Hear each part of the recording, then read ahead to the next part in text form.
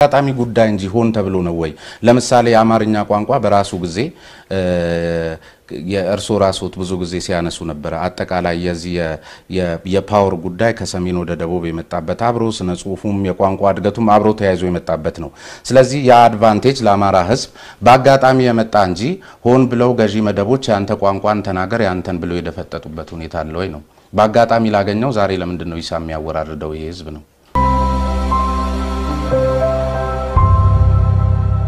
ከዚህ በፊት በአዳዲስ ነገሮች የሚታወቀው ቴምር ሪል ስቴት አሁን ደሞ ፒያሳ ላይ ከ3.9 ሚሊዮን ብር አጠቃላይ ክፍያ ጀምሮ በ900 ሺህ ብር ቅድመ ክፍያ የንግድ ሱቆችን እየሸጥን እንገኛለን።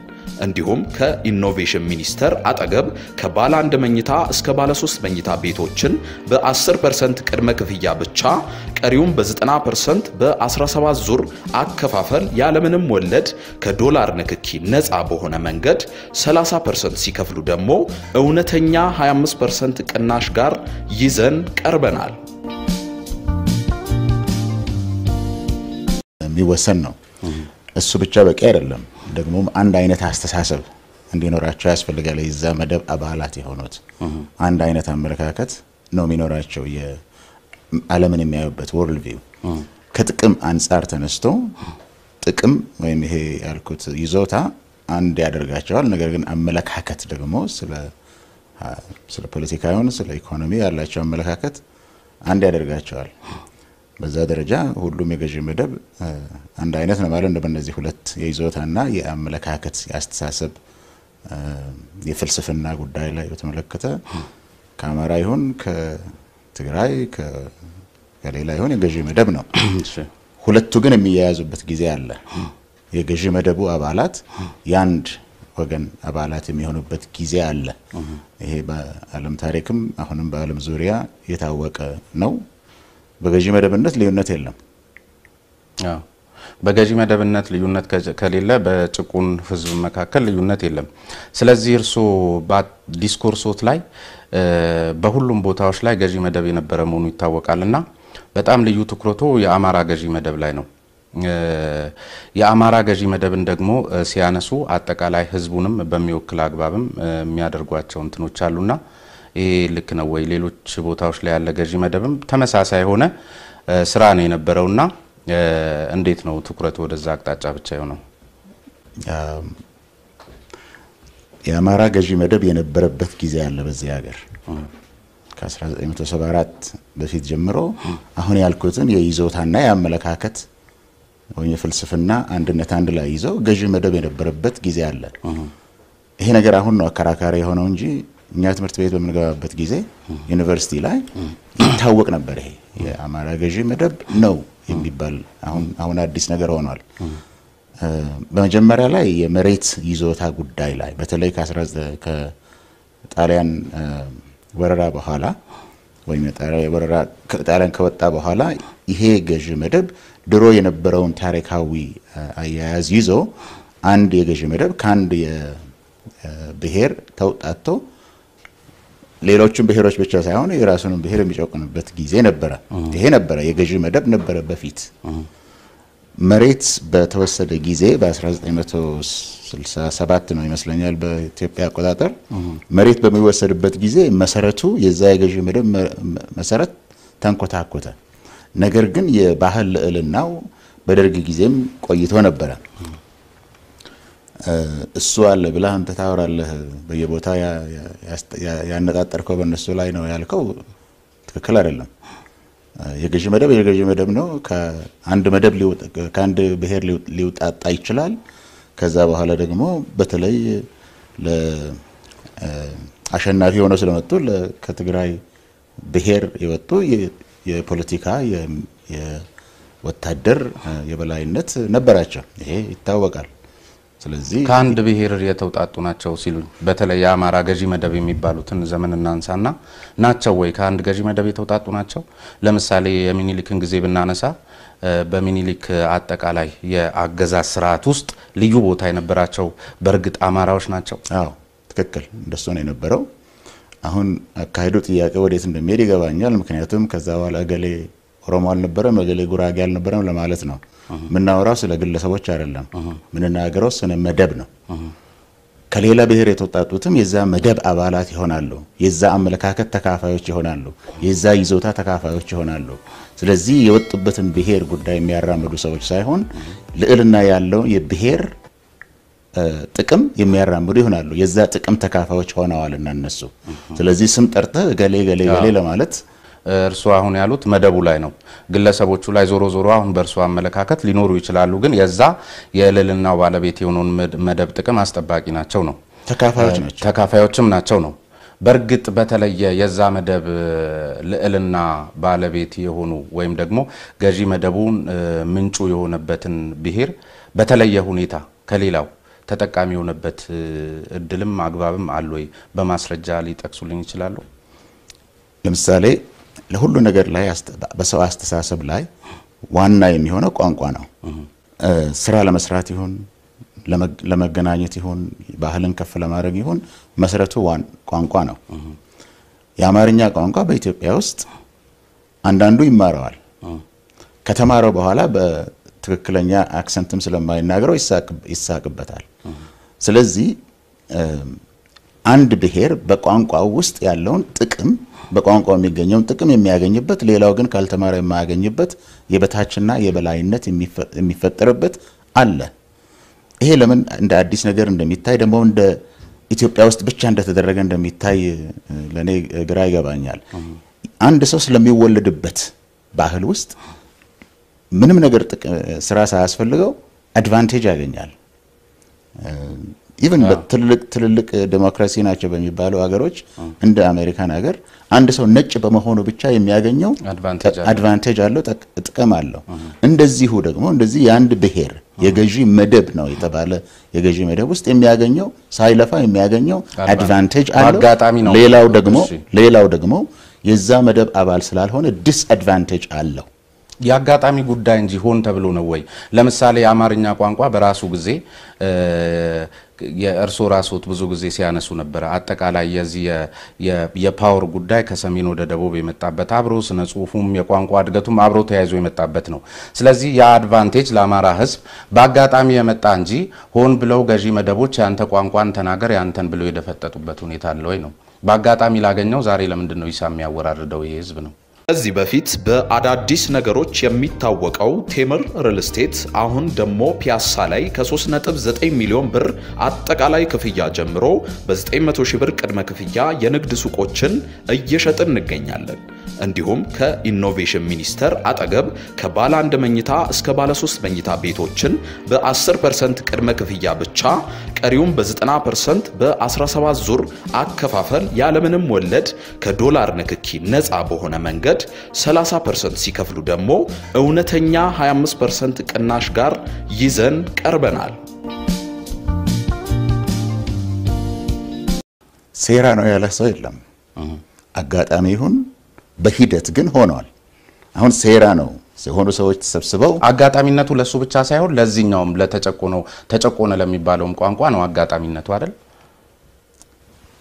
አሁን እኮ እየተነጋገርን ነው አይደል ያለነው ነገሩ በሂደት ነው የሚመጣው በሂደት ነው አማርኛ እና የአማርኛ ቋንቋ ተናጋሪዎች የሚገኘው የቅድም ያልኩ አድቫንቴጅ የሚገኘው አንድ ስርዓት ሲፈጠር ነው ስርዓት ይፈጠራል ስርዓቱ ግን ሰዎች በቁጭ ብለው ዶልተው የአማራን ቋንቋ ወይም የአማርኛ ቋንቋ ከፍ እናድርገው አማራዎችን እንጥቀመው በማለት አይደለም ይሄ በታሪክ ሂደት ውስጥ ይፈጠራል ለማንኛውም ግን አንዱ የበታች አንዱ የበላይ የሚሆንበት በታሪክ ሂደት ውስጥ የተፈጠረ ስርዓት አለ ያንድን መደቡን አንድ መደብ ቦታና ጥቅም የሚሰጠው ስርዓት አለ ስርዓቱ ይፈጠራል እንዳጋጣሚ ሆኖ ያ መደብ ያ የገዢ መደብ የሚመጣው ከአንድ ብሔር ነው ስለዚህ ተጠቃሚዎች ይኖራሉ ሁሉም ሰው ነው ማለት አይደለም ያለምንም ስራ የሚጠቀሙበት አሉ ይሄ እንዳልኩት በትውልድ ምክንያት የሚመጣ የበታችና የበላይነት አለ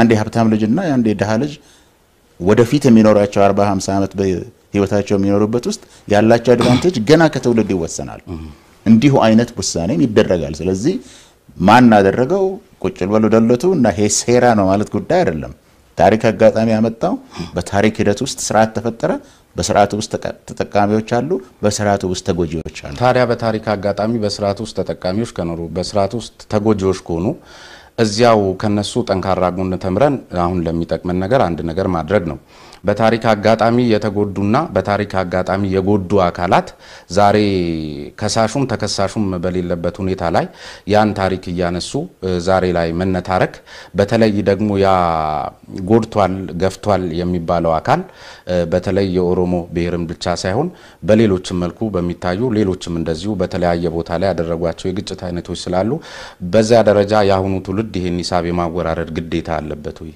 ለምንድነው ሁሉ ጊዜ ይሄ ጉዳይ እየተነሳ የሚጣለው ነው እናንተ ናችሁ የምታነሱት እናንተም ናችሁ በጥናቶቻችሁ የምታነሱት ለምሳሌ በቀደም በነበረው አንድ ዲስኮርስ ላይ በመከመቀሌ ዩኒቨርሲቲ ጋር ባደረጉት እንትን እርሶስ ያነሱት ነበር ምን እሱን ተከትዬ ነው ያው ማንሳቴ አሁን እኔ ስለ አማራ ገዢ መደብ ብዙ ጊዜ ማውራው ነገር የለም የአማራ ገዢው ቅድም እንዳልኩት መሰረቱ የተመታው 1967 ዓመተ ምህረት ነው በ1991 ደግሞ የነበረው ቀድሞ ተሰርተው የነበረው የባህል ልዕልና አለ እሱ ደግሞ በ1991 ዓመተ ምህረት ተለውጧል ይሄ ህብረ ብሔራዊ ፌደራሊዝም በሚመጣበት ጊዜ ሁሉ ጊዜ ስለ አማራ ሳወራል ወለ ምን ስለዛ አላሳው የነበረ ታሪክ ግን አለ የታሪክ ሌጋሲ አለ አሁንም አለ ሌጋሲ በአዲስ አበባ ከተማ ውስጥ ይሁን በሌላ ስለዚህ እስካሁን ድረስ የአማራ ገዢ መደብ አለ ብዬ ሳውራ ወይም ዲስኮርስ ያደረኩበት ቦታ አታገኝም አሁንም አለ ብዬ ቀድሞ ነበር አሁን እንዳልኩ በሁለት አብዮት ምክንያት በሌላ መልኩ እኮ ይገልጹታል ፕሮፌሰር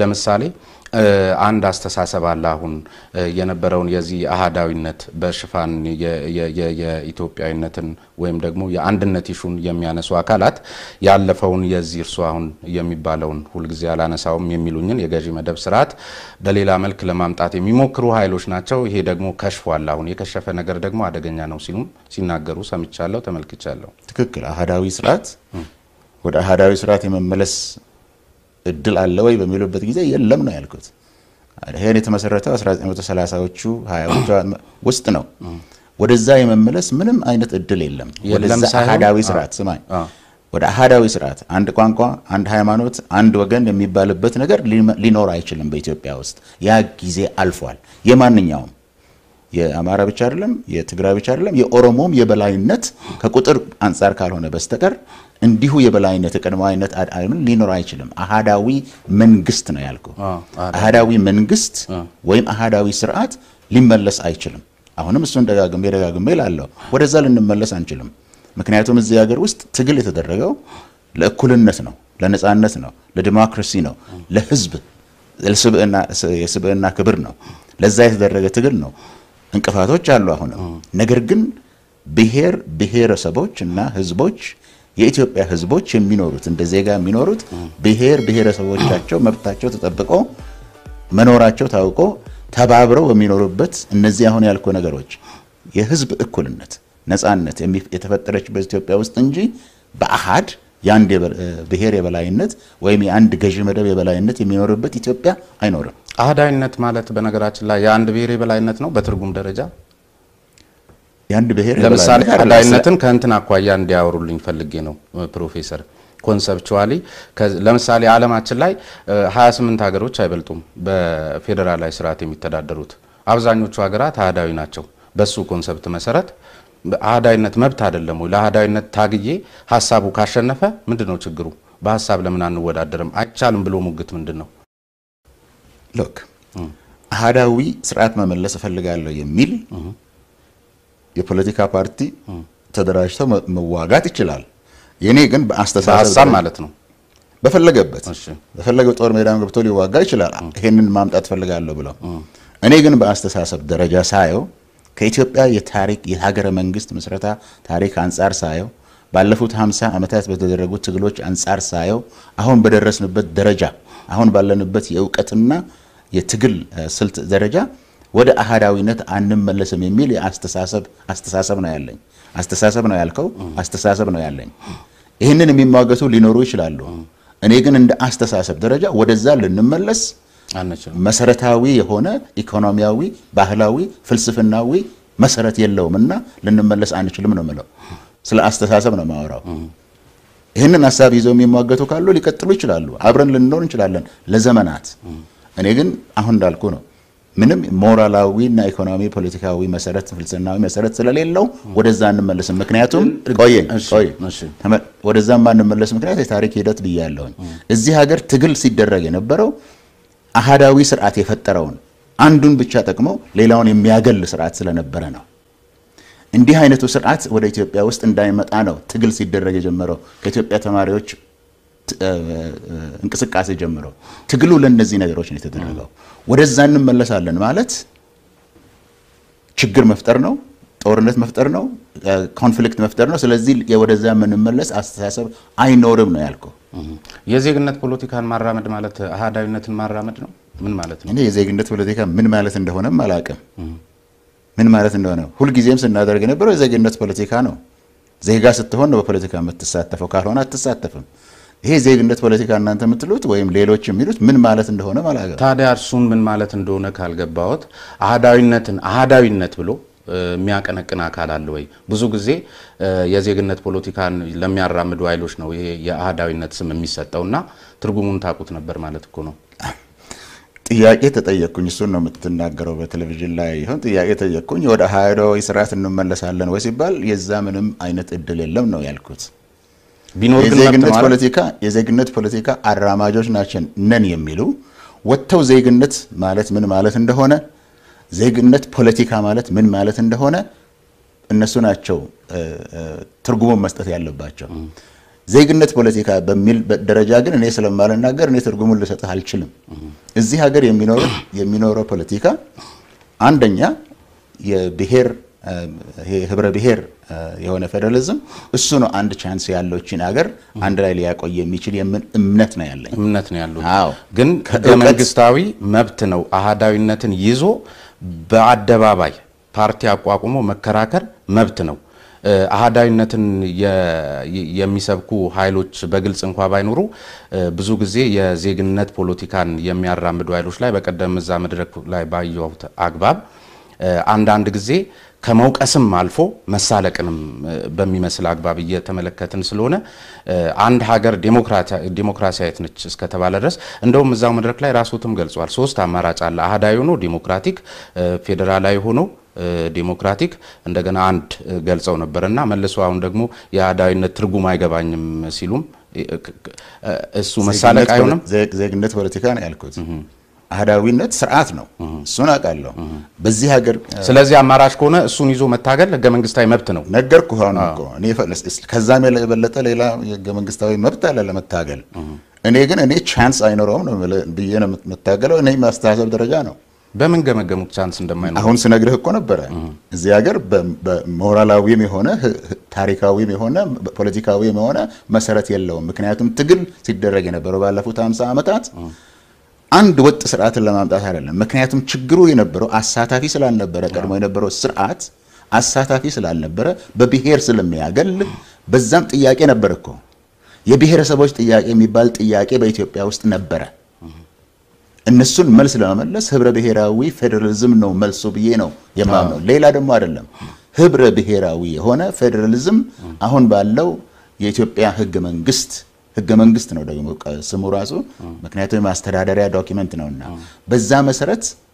የተመሰረተው ህብረ ብሔራዊ ፌደራሊዝም ነው ለዚህ ሀገር የሚጠቅመው ብዬ ነው ማምነው ባለፉት 50 ዓመታት የነበረ ማህበረሰብ እኮ ዛሬ ላይ ቆሞ እሱን አይነት አስተሳሰብ ማራመድ የማይቻልበት እድል ይኖራል አዲሱ ትውልድ ባለፉት 50 ዓመታት ትግል ሲደረግበት የነበረው ሚሉት ለምሳሌ ኢህአዴግ የነበረበትን ሁኔታ ዛሬ ላይ የኛ ኢሹ አይደለም የሚል ትውልድ ሊኖር ይችላል ለምሳሌ አንዳንድ ጥናቶች የሚያመለክቱት በተለይ ውህድ ማንነት ያላቸው አካላት አብዛኛው የከተማ ውስጥ የሚኖር ማህበረሰብ ይሄ እርሶ የሚሉትን ህብረ ብሔራዊ ወይም ደግሞ ብሔር ተኮር የሆነውን አስተዳደራዊ ስርዓትና ፌደራላዊ ስርዓት አይፈልጉትም በተግባርም እንደምናየው ዛሬ ያናጨን ያለው እሱ ነውና ምን ማለት ነው ቻንስ የለውም ማለት እኔ ዛሬ 20 ዓመት ወይም 30 ዓመት ወደፊት የሚሆነውን አይደለም አውራው አሁን ያለንበትን ሁኔታ በማየት ነው አሁን ያለንበትን ሁኔታ ደግሞ ማየው ከመጣንበት ታሪካዊ ሂደት አንፃር ነው ከዛ አንፃር እኔ የሚመስለኝን እናገራለሁ ለአሁኑ ሰዓት የሚያስፈልገው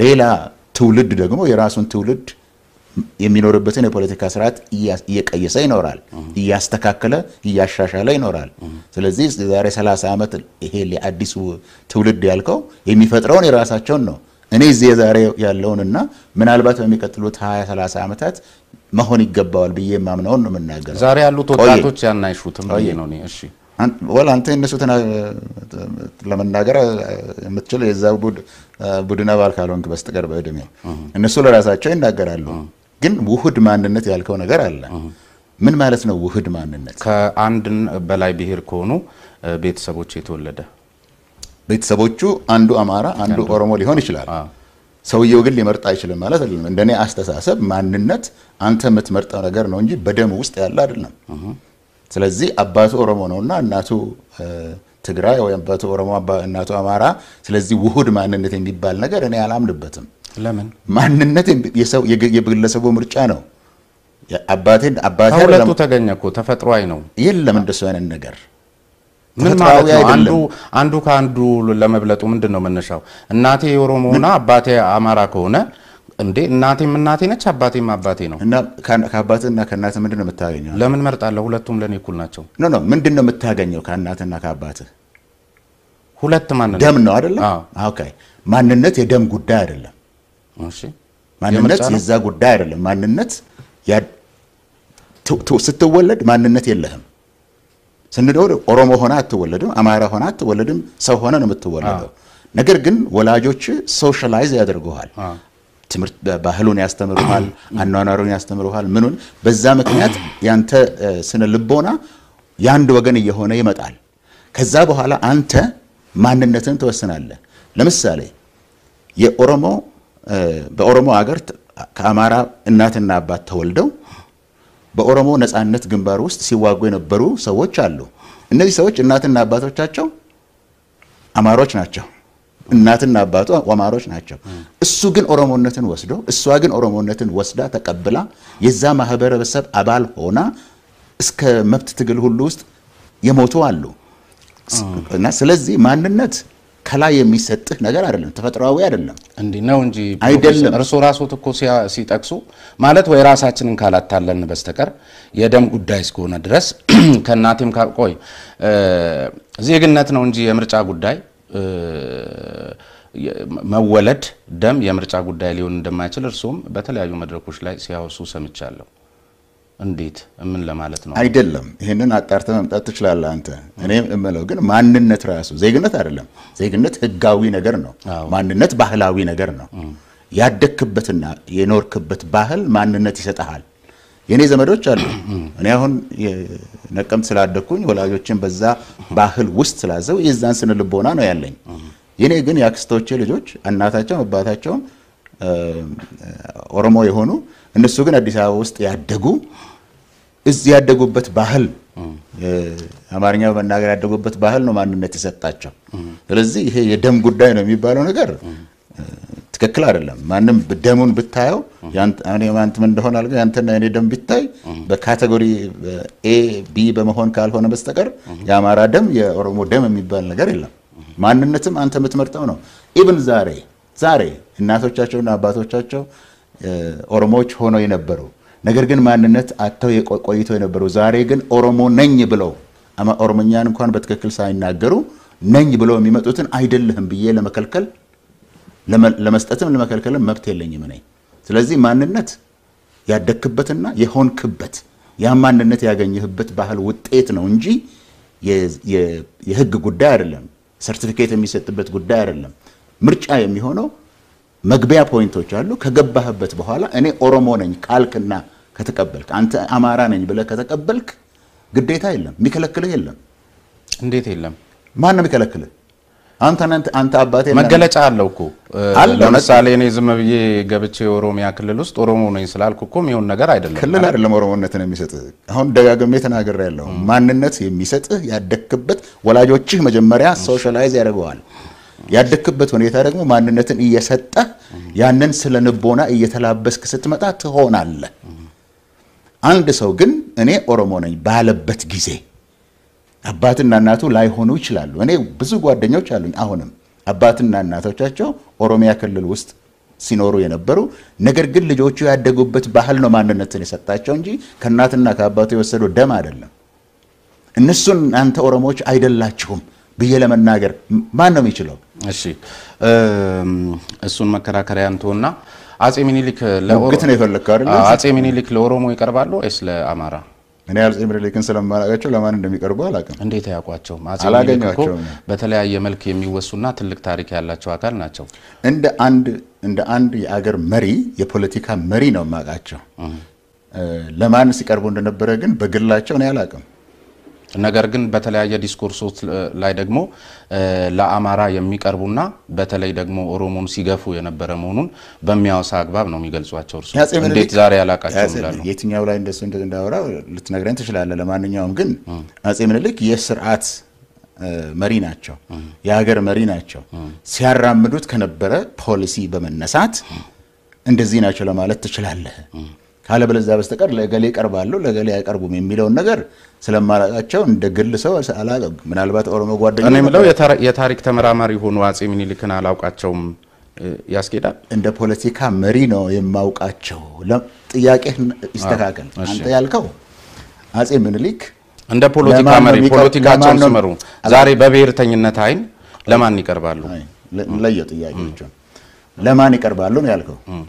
ለማን እንደሚቀርቡ አላቀም ስለማላቃቸው። ለማን እንደሚቀርቡ የግል ጥያቄ ነው የምትጠይቀኝ እንጂ ሰውዬ ወደ ማን ነው የሚቀርቡት ነው የምትለኝ። የግል አመራራቸው አገዛዛቸው እሱን ለይተህ ከፖሊሲ ለማን እንደሚቀርቡ ካልከው ከለየ እሳቸው ይሄንን የአዲሲቱን ኢትዮጵያ የፈጠሩ በውጊያ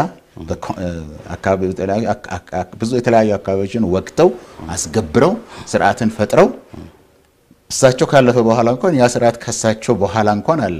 በዛ ደረጃ የመሰረቱት ስርዓት የመሰረቱት ሀገረ መንግስት እሱን በማይበት ደረጃ እኚህ ሰውዬ የወጡበትን የብሔር የበላይነት ፈጥረዋል። እዛ ውስጥ ሌሎች ሰዎች የሉም ማለት አይደለም። ወደ እሳቸው ተጠግተው የነበሩ ሁሉ የዛ ጥቅም ተካፋዮችና የዛን ልቦና ተካፋዮች የሆኑት የስርዓቱ አስተዳዳሪዎች ነው የነበሩት። ያ ስርዓት ለኦሮሞ አይጠቅምም ነበር። ያ ስርዓት ለአፋር አይጠቅምም ነበር። ያ ስርዓት ለሶማሊያ አይጠቅምም ነበር። ለወላይታ አይጠቅምም ነበር። ጠቅመው አልነበረም። ታሪክ ግን ከነሱ ሲጀምር ወይም ደግሞ እንደነሱ ሲወሳና በተደጋጋሚ ሲነሳ አይጀመርም። ጥላቻ አይመስልም ወይ ነው እሳቸው ላይ ያነጣጠረው ነገር? እሳቸውን ስለማያውቃቸው ለጥላቸው ለወዳቸው አልችልም። ስርዓት ነው ማወራው ነው። ህዝብ በሚፈለገው ደረጃ ተወክሏል። ህገ መንግስቱ ሲረቅ በሂደቱ የሚል ነገር አንስተዋል። ምንድነው ማሳያውት? በዛን ጊዜ የተደረገው ነገር ነው ማሳያው። እሺ የደርግ ስርዓት የወደቀበት ጊዜ ነው። በፓርቲ ደረጃ የተደራጀ ወገን ሁኔታ አልነበረም። ፓርቲዎች አልነበሩም። በደርግ ጊዜ ኢሰፓ ብቻ ነው ፓርቲ የነበረው። ስለዚህ ፓርቲዎች አልነበሩም። ነገር ግን ኢሰፓን እና የኢሰፓን መንግስት ቀናቅነው ታግለው ያሸነፉ ነበሩ። እነሱ ተሰበሰቡ። እዚህ ቦታ ላይ የሽግግር ጊዜ ቻርተር ጻፉ። በሽግግሩ ጊዜ ግን የህገ መንግስት አርቃቂ ኮሚሽን አቶ ክፍሌ ወዳጆ ነው መሰለኝ የሚመራው የነበረው እና አቶ ዶክተር ነጋሶም ነበሩበት ኮሚሽን ነበረ። ያ ኮሚሽን ምሁራንን፣ ሽማግሌዎችን፣ ሃይማኖት መሪዎችን፣ ሴቶችን ምን ብሎ አሳትፏል። እንደሱ ብቻ ነው ያሳተፈው? ፕሮፌሰር በመሪ ድርጅት ደረጃ አልተወከሉም ነበሩ? በመሪ ድርጅት ኦነግ እንደ ኦነግ አልተወከለም? እነሱ ስልህ እኮ አሸንፈው የመጡ ስልህ እኮ እነሱ ናቸው። እሺ አዎ ኦነግ እንደ ኦነግ ይሁን እንደ ኤክስፐርት ይወከል ግልጽ የሆነ ነገር የለም። ግን እነሱ ራሳቸው የህገ መንግስት አርቃቂ ኮሚሽንን በሚያደርጉበት ጊዜ ከፓርላማው ጋር አንዳንዳደርገው የህዝብ ተወካዮች ምክር ቤት የነበረው ህገ መንግስት አርቃቂ ኮሚሽን ውስጥ የፖለቲካ መሪዎች ነበሩ፣ የህዝብ አስተሳሰብ መሪዎች ነበሩ፣ የሃይማኖት መሪዎች፣ እነዚህ ሁሉ ተወክለዋል። በዛን ጊዜ ለመወከል በሚችልበት ደረጃ ተወክለዋል። ለምሳሌ አሁን አልተወከልንም የሚለው አካል እሱን ቆይ ለጊዜው እንተውና አሁን አልተወከልኩም ብሎ የተነሳው አካል የሚጠይቀው ጥያቄ ህገ መንግስታዊ ማሻሻያ ነው። ነገር ግን እስኪ ተወክለዋል የሚባሉትም አካላት ቢሆኑ ወይም ተወክለናል ብለው በመሪ ድርጅት ደረጃ የሚያስቡ አካላት ዛሬ ላይ ተነስተው ህገ መንግስታው በሚፈቅደው አግባብ ይሻሻልልን ቢሉ መብታቸው ነው። ትክክል። ስለዚህ እነዚህ አልተወከልንም የሚሉት አካላት ባለመወከላቸው ብቻ ሳይሆን ምክንያቱም ይፋ ያደረጉት ነገር ስላልተወከልን ብቻ አይደለም በመሰረቱ አሁን ህዝቡም ሀገሪቷም ላለችበት አጠቃላይ የእድገት ደረጃ የማይመጥን ህገ መንግስት ስለሆነ ማሻሻያዎች የሚያስፈልጉት አንቀጾች ስላሉ እሱ ይሻሻል የሚልም አስተሳሰብ ቢያራምዱስ አይችሉም? መብታቸው ነው። እንኳን አስተሳሰብ ማራመድ እናሻሽለው ለማለት ሳይሆን